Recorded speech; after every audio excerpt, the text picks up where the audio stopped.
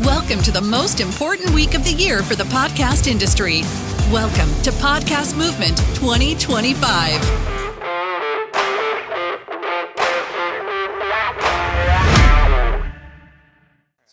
Hello everybody, thank you for coming by today. My name is Otto Chan. I lead one of the sales teams here at SiriusXM Media. In today's panel, we're going to get real about podcast targeting. We're going to talk about why things like too much scale and too much automation might have actually led us astray, and why things like human judgment and expertise can help us course correct that. Being that we actually are on the industry expert talk stage, I want to give our experts a chance to introduce themselves as well too. Hey everyone, my name is Patrick. I'm the digital media supervisor at Oxford Red. And I'm Stephen Pickens, co-EVP of sales at Libsyn. And I'm Julie Palermo. I'm a media buyer at Oxford Road. Perfect. Let's get right to it. For each of you, let's start with an icebreaker. What's a common misconception brands or agencies have about podcast targeting today? Yeah, I wrote down one about scale, but I think I've decided I want to change it, and this was coming from me and what I think I've gotten wrong. And primarily what it was with the right targeting, when you're hitting the right audience, the creative is irrelevant. Not necessarily irrelevant, but less important. And you know, I think I learned that one the hard way, that creative is probably the most important thing, even when you're hitting the right audience with a hyper-targeted buy. A big misconception in my mind is that if you have perfect targeting, it's going to be a home run for a campaign. I had a client with a product that was keto dog food, so low-carb food for dogs. And so we targeted people that were on the keto diet that had dogs. And it should have been really successful. Well, the campaign was a flop, probably only sold like 2 bags of dog food. We would have been much better off if we just found a host that could do a really compelling ad read and convince their audience to try it out. So the targeting isn't always the essential component. Yeah, and I think to keep it short and sweet, not all impressions are created equal. Stephen, since we're talking about keto dog, no, I'm just kidding. Since today we're talking about targeted podcasts, can you quickly explain the differences between host-read podcasts and targeted podcasts? Yeah, so host-read podcast advertising involves working with the show directly, finding a host that's very well aligned with the product, and having them personally endorse it so that there's a very close association between the host and the product and the audience. It's more like influencer marketing, whereas targeted podcast advertising is where you access inventory within podcasts across thousands of shows, lots of scale, and you can segment audiences depending on where they're located, what they're interested in, what they purchase. So there's a lot of flexibility in terms of the audience you want to reach, but also the kind of creative that you can serve to them. So it's a very fast-growing, part of the podcast industry. We're seeing a lot of growth in that, certainly at Libsyn, and I think a lot of us are trying to figure it out to do it properly. Cool. Julia, you kept it short and sweet earlier, but I want you to elaborate a little bit more. So earlier you had mentioned that a misconception in the industry is that all podcast impressions are equal. From a performance advertiser perspective, can you elaborate a bit more on what you meant by that? Yeah, absolutely. So I have a lot of history in host-read buying, but recently have moved more into this targeted podcast space and the audience-based buying. And I think when you're going to a campaign, there's a bunch of things you think about. You think about, who's our target audience, where are these ads being delivered, and how can we track them? And I think the tracking piece is super important. If I run an ad and I'm not able to track the performance, my client doesn't care. And so it's really important to have that tracking enabled and make sure we're tracking users. And some networks specifically, you need to make sure to educate them so that they enable that on their end, because if we run these ads again, an ad that people hear and isn't tracked, I don't get credit for, and an ad that people hear and isn't tracked is not valid. Yeah, and I would also say transparency is increasingly important for a lot of advertisers. We value podcasts as a specific kind of inventory. The kind of engagement that listeners have with podcasts are superior to streaming, to certainly people just browsing websites. So when you're thinking about inventory, you've really got to understand what you're buying. And I think that involves working with publishers directly, having transparency on the shows you're targeting, the kinds of listeners you're reaching. Um, there's a lot of fraud out there and a lot of bloat, a lot of waste. So the more you can understand the actual inventory, the better you're going to be in terms of how your money is spent. And Patrick, you mentioned creative earlier. So as different ways to buy podcasts are being rolled out, like direct IO, like programmatic, as well as new ways to target, have you also evolved how you've looked at your creative? And in your opinion, is creative unfairly neglected? Yeah, I think creative is neglected. In my personal experience, we put together these plans. They're so methodical. We do a bunch of research. We find the target audience. We know exactly where we can hit them, and weeks go into building out these massive media plans, and then the creative is rushed. We throw together a script, and 2 weeks before the campaign, we have an asset that we just send out into the world, and it makes or breaks campaigns. And I mean, it's harsh to put all this work into building out this thoughtful media plan, and then the product, the 30-second ad, which is all you get, it's just audio, isn't compelling, or it doesn't speak to the audience you're trying to hit, and everything turns out to be a waste. The campaign doesn't drive the performance you want it to, and the buy could have been perfect with a different asset that spoke to the audience, that wasn't abrasive, that was created to live within a podcast. But maybe it would have performed super well. We would have renewed, and we could have continued to grow and grow the client's business. And it's just a shame when something so thought out that you know in your heart it's going to work doesn't work. And I think a lot of times that can be blamed on the creative. We've done a lot of work to develop a better way of knowing whether a creative will be strong through AI, which has been super beneficial. I don't think it's 100% there yet, but we are getting there. So it's been exciting to see, and really I think one of the best ways around this is to develop your creative with the plan. Start with the message, start with the audience, and then align your plan to fit with what the messaging is, whether that's aligning contextually or even something as simple as, hey, true crime fans, when you're running in true crime genre. It can be really simple, but I think it makes all the difference. Yeah, those are some really good points. Julia, in your time at Oxford Road, I'm sure you've seen a lot of publishers come by and say, we have X million users. In your opinion, how much does scale matter? And at what point maybe does scale start to erode campaign effectiveness? Yeah, so scale's a piece of it, piece of the campaign, but it's definitely not everything.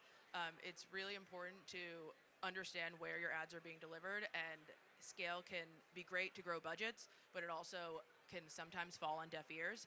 And I think a big piece of that is listener experience. So when networks are throwing in 20 ads per show, that ad load is going to negate the listener experience. They're either going to skip through the ads or turn it off, and that obviously impacts campaign performance. So I think the best partners are ones that understand that and understand the listener experience and really take into account the ad load. Yeah, and this is where transparency comes into it as well. There's all the networks are out there bidding on major shows, paying multi-million-dollar contracts to acquire these shows. Well, to make money on those shows, they've got to cram a bunch of ads in. So a lot of scale comes from the biggest shows. However, if you have transparency, you understand, okay, I'm getting some reach in big shows, but really where a lot of the value is are the medium to small size shows where you've got very engaged audiences that maybe targeting that show individually doesn't make sense, isn't very attractive, but they've got lower ad load. So you're going to get, across the whole spectrum of show size, you're going to have scale with bigger shows, but they have larger ad load. But if you've got something with medium and small size shows, in aggregate, it's actually really exciting because you can get large audiences kind of pulled together without being crowded with a bunch of ads. This is a little off topic, but what I've been testing recently and seeing some success with is purposely targeting shows that fall under a certain threshold of downloads. So it can be largely a run of network buy, but it's a run of network buy within, shows that have under 10K downloads. They may not have scale, but if you get a lot of shows, you can grow and you can run within them. And based on what we've seen so far, like they have loyal audiences that are consistently listening to the shows and respond to the messaging. No, it's a really good point. At Libsyn, we've done an internal marketing push recently where we've recruited like almost 2,000 new shows to offer auto ads. And these shows are super niche. There's a show hosted by ADD experts. There's a show about small town Nebraska. There's like some super niche shows that maybe have a couple thousand downloads an episode. But the people tuning into that show freaking love that show. So if they're exposed to an ad, they're actually going to hear it. They're going to listen to it. And when you look at some of our bigger shows like 10% Happier or Small Town Murder, we sell those shows out with host-read ads. So there's not even a lot of inventory for us to access programmatically or with run-of-network and targeted campaigns. So really, like, most of the inventory when it comes to targeted podcast campaigns are coming from your kind of niche shows that don't have a lot of host-read demand, which is kind of cool. Yeah, so let's go from scale and let's go into a little bit more about targeting. So Julia, as a buyer and you oversee cross-channel strategy, there's a lot of different tools at your disposal. So can you tell me about a time where maybe there was too much targeting implemented and maybe how that led to some downward performance? Maybe when did you realize that and what did you do to get it back on track? Yeah, I think with all of the tools we have for targeting, it's really tempting to just build your perfect audience.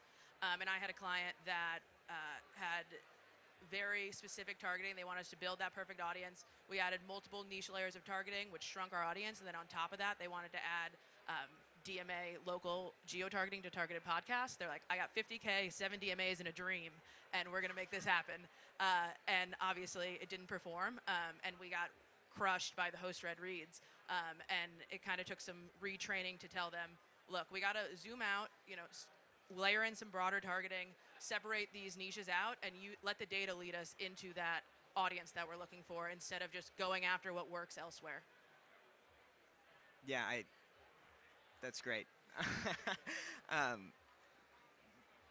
Myself and I think our entire team has been trying to lean more into contextual targeting as opposed to just third-party audiences, and they look so pretty and shiny, and it's like, this is exactly who we want to hit. And it just never seems to work as well. But going to bring it back to the creative. If you have a creative that aligns well, contextually fits, we see such stronger performance. They may not be your ideal target person, but that doesn't mean they wouldn't be interested in your product. They may not have shown interest, but maybe they don't know about it.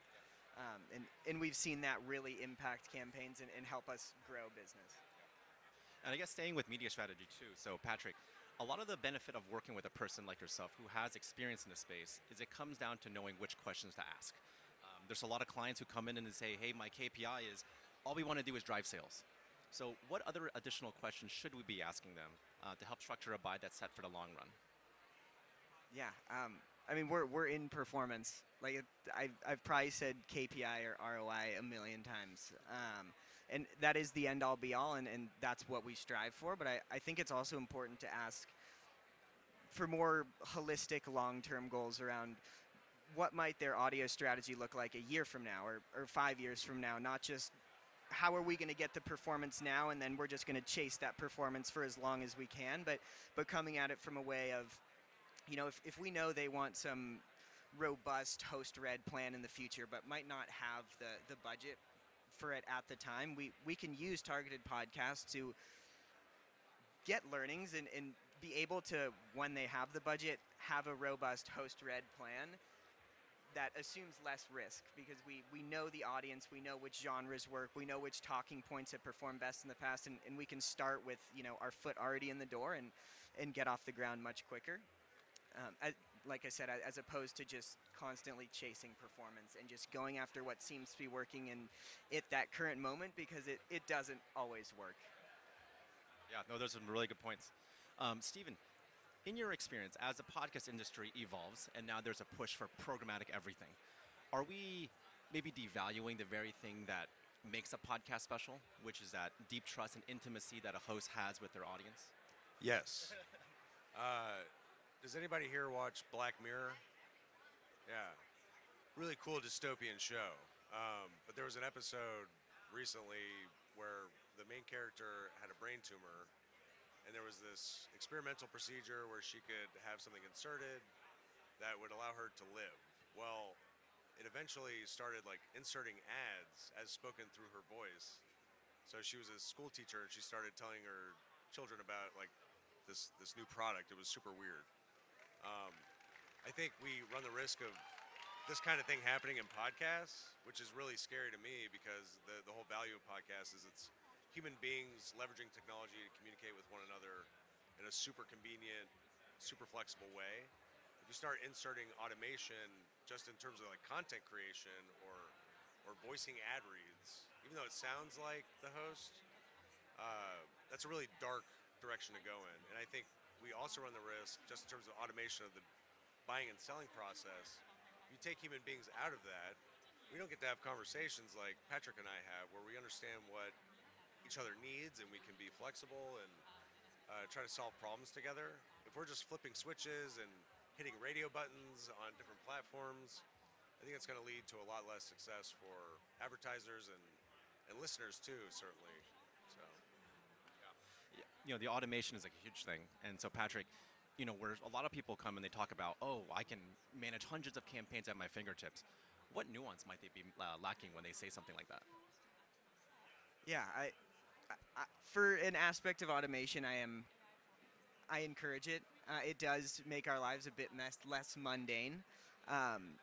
What I will say is, with being able to access so much premium inventory just by the click of a button, we start to lose the methodical process that goes into building these plans and how much we use our brains to make them, and it can so quickly become a process of, a data-driven process to something where we just do everything and see what sticks and then just kind of follow that, as opposed to starting from a place where, there was a lot of thought involved, and we feel confident in our plan, and where, me and you might work together and really build something that we can present to a client and feel confident about and be able to actually sell through because we think it would work. And Stephen, as podcasts become more of a focus in the advertising industry, we're in meetings a lot now with media buyers who are at some of the larger holding companies. They're used to buying podcasts, or they're used to buying on other platforms, and so they want to treat buying podcasts the same way. What are some of the limitations in podcast targeting, and how may that maybe hinder the effectiveness of that campaign? yeah, for any advertiser that is accustomed to programmatic media buying, they're typically applying very granular targeting segments across media. So all of us as consumers have all this data attached to our mobile device IDs. They know what we've searched, they know what we've purchased with our credit cards, and they can target us with ads based on like our past search behavior, browsing behavior, or whatever. Podcasts do not have that level of access to information on individuals, so we can't necessarily get to that level of granularity with targeting. We only have certain signals that we can access, like based on the IP address, so where a listener is located, certainly the content they're listening to. So if you're an advertiser looking to do super granularly targeted podcast campaigns, you could probably only do that with someone like Spotify, for instance, that has login information for their users. But for the vast majority of podcast listeners, you really want to rely on content signals. And it really acts more like old school media buying, where if you wanted to reach men 25 plus, you'd buy sports. Or if you wanted to reach women 35 plus, you'd buy daytime TV. So it's kind of like going back to basics a little bit, even though there are some more sophisticated, like predictive segments based on the transcripts of content. So you're not just buying necessarily the genre, you're buying a conversation about IT and SaaS sales if you want to reach an IT professional, something like that. So last question, Patrick, Julia, let's say that there's an advertiser in the crowd today, and so they want to get into podcast targeting, podcast advertising. They don't have the budget to get on the host reads, but they've heard things like scale and effectiveness, and so they want to think that targeted podcast is a good entry point for them. If you were to give that person one piece of advice today about activating on targeted podcasts, what would that advice be? Yeah, I think small risks lead to better performance down the road. We plan for the future. We build media plans that can be easily optimizable, but also kind of hedge performance. Having a great foundation of core partners is essential to growth and continuing to drive performance down the line. And so many times I've pigeonholed myself.